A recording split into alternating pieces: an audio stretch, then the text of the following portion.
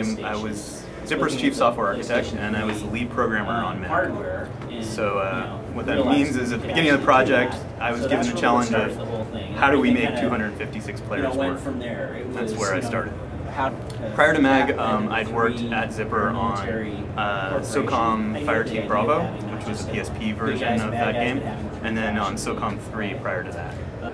The idea really came from us developing the technology and our designers really wanting to make something that was the next step, something that was a big, massive change, and something that would be breaking new ground. The designers put forward the challenge, and then we built the technology to meet it.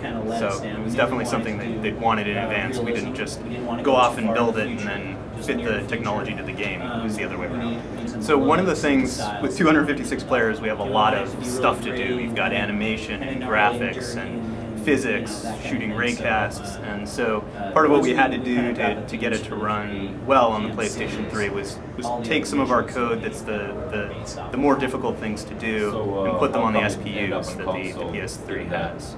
So it's essentially making your code multi-threaded and sending off jobs to work on other processors. If you think about measuring performance, it could depend on whatever your situation is. Like you could take any position in a map and any combination of players. But overall, we're pretty much utilizing as much as we can. You can always continue to optimize more, just like you can keep polishing and adding new features. But I think we're doing a pretty good job. The maps actually, so one of the big things we spend some time building is streaming technology, so we can have really big maps. So actually, as the number of players go up, the map size also increases. And that's so that you can still work as a team and make strategic decisions and have some space to work in without having everybody on top of you all at once. Well, so part of the early work we did with networking was to try to figure out how we could deal well with latency so that we could mask it and deal with network nastiness. So we spent a significant amount of time working on that. But overall, the smoothness of the game is a lot of work, and we spent a lot of time building it. Well, from the beginning, we wanted to leverage what we'd learned from our previous titles about tactical shooters and working with teamwork. So that was a big drive from the beginning.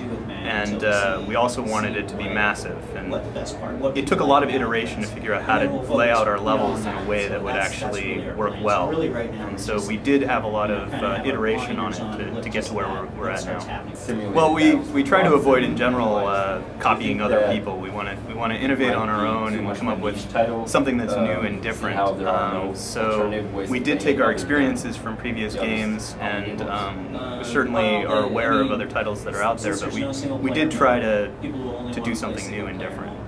We wanted it to be accessible to new gamers that haven't played shooters before, as well as the hardcore tactical fans.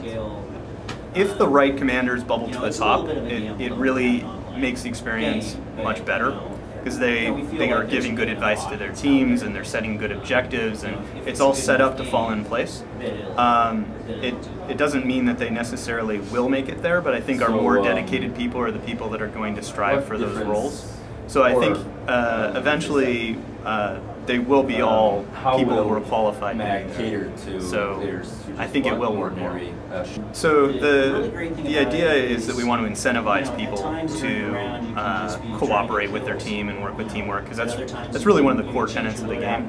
You don't have to, though, and we didn't want to make it so that you had to. We didn't want to penalize people for not doing it. We just wanted to encourage them. So you have this whole persistent character that you can level up faster by getting more experience by cooperating. So we're hoping that with the carrot as opposed to the stick, people will do it.